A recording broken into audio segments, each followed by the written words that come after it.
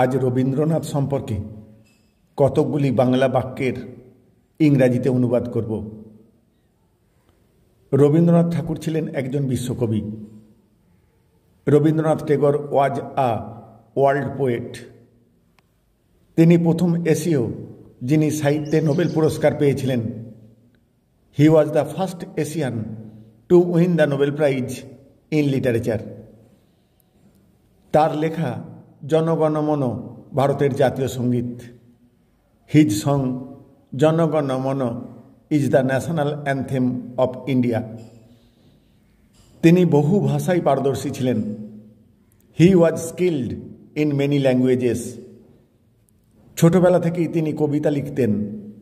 He use to write poems from his childhood. তিনি শান্তিনিকেতন প্রতিষ্ঠা করেন।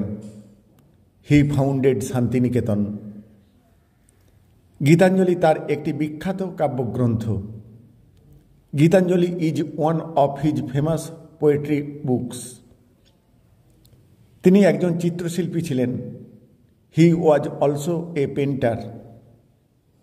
তিনি জীবনে বহু নাটক ও গান রচনা করেছেন। He wrote many plays and songs in his life.